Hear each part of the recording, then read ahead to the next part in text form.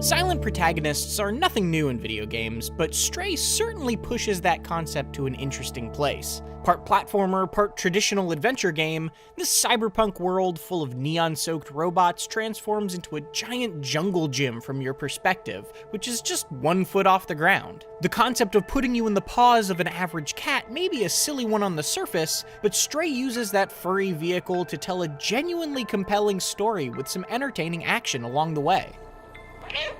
Not all of its ideas land on their feet, but it was impossible to shake the fuzzy feeling it gave me right from the adorable opening minutes.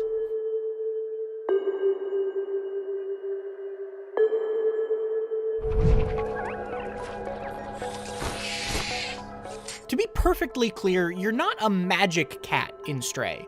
Not a mutated sci-fi cat, not some kind of sentient super cat. Just a normal, cute cat. Albeit one that displays the sort of intelligent awareness we all like to pretend our own cats might have when we're not looking. The simplicity of that concept works wonderfully, especially because the fact that you are a cat doesn't actually matter all that much to the artificial people you interact with or the things they ask you to do. The robotic denizens of this cyberpunk world generally talk to you like they would anybody else, and the only way it's ever really relevant to the story or the action is when you can fit into tight spaces they can't. At the same time, Stray revels in the fact that it has made you a cat. Your feline form brings a lovely and lighthearted flavor to this otherwise dark world, and there are moments all throughout that encourage you to set aside your responsibilities and simply play. Walls and carpets can be scratched at, legs can be lovingly rubbed against, objects can be heartlessly pushed off of ledges, and there's a dedicated meow button that I rarely stopped pressing.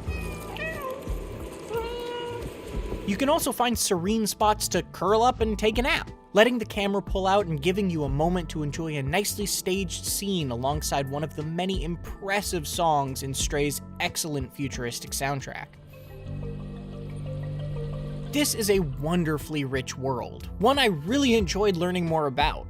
While your cat's own story is a pretty simple tale of a lost adventurer trying to get home, the conflict you end up stumbling into is very well told. The beautifully designed city you have to make your way through is bleak without feeling pessimistic, full of history to learn and charming robot citizens to chat with despite the fairly dystopian situation around them.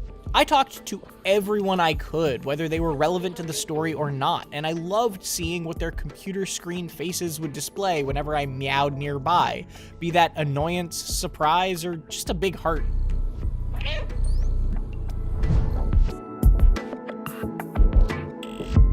When you're not sleeping on a pillow, Stray generally puts you in one of two types of situations. You'll either be running through fairly linear levels full of amusing platforming challenges and some light puzzle solving, or exploring one of its more open town areas, where you'll talk to friendly robots and collect items to complete tasks for them. The former sections almost reminded me of something like a 3D version of 2016's Inside, with relatively simple obstacles being elevated by the exemplary atmosphere built around them. The latter sections, on the other hand, shift Stray into a genre more akin to a point-and-click adventure game, except in this case your pointer is a cat. In either case, moving around as a cat isn't always quite as fluid as I hoped it would be. It's fun to scamper up air conditioners mounted to the sides of buildings or walk along railings, but you don't actually have a dedicated jump button to do any of that with. Instead, you can press a button to hop to predetermined interactable spots automatically when prompted. That means the only difficulty associated with any of the platforming is lining up the right position to hop to the spot you want, and you don't always move with the nimbleness of a cat once you do.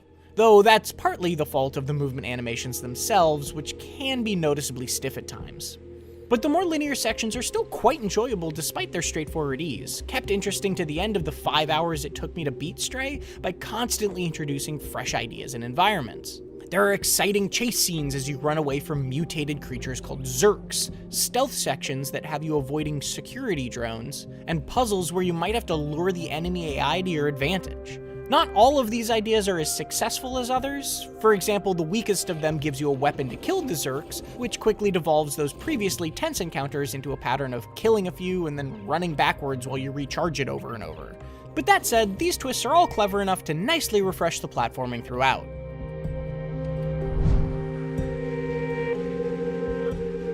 Exploring the small towns between the more linear sections is a lot of fun from a four-legged perspective too, with each area sporting a surprisingly dense layout full of nooks and crannies to sniff around and a great use of vertical space. While the main quest will send you running across them on its own, there are also plenty of optional collectibles and quest lines that I enjoyed stumbling upon just as much. Some might have you tracking down the combination to a hidden safe in classic adventure game fashion, while another has you collecting sheet music for a musician bot to play back to you.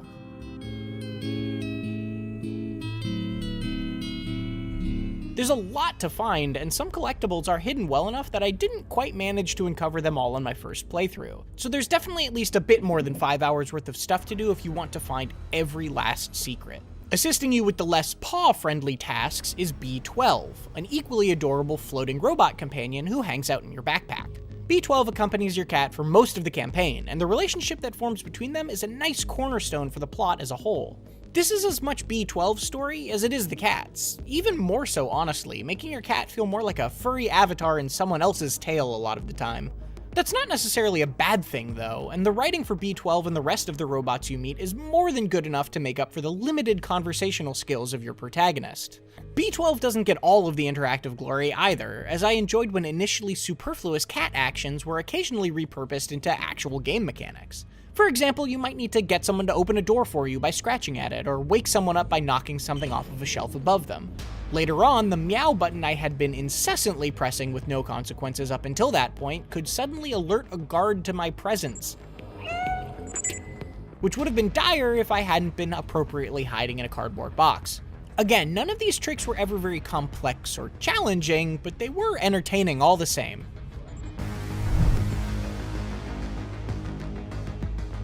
Stray is a delightful adventure in a dark but endearingly hopeful cyberpunk world, and that's thanks in no small part to the fact that you're playing as an adorable cat the whole time.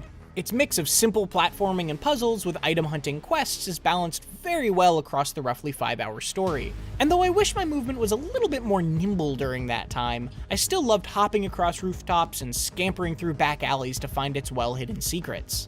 The new ideas it introduces along the way help keep things fresh, even if not all of those ideas work quite as well as others, but whether I was scratching at a carpet or curling up into a ball and taking a cat nap, Stray does a great job of setting itself apart in a way that feels like more than just a novelty. For more recent games, check out our reviews of Loopmancer or Madison, and for everything else, keep it right here on IGN.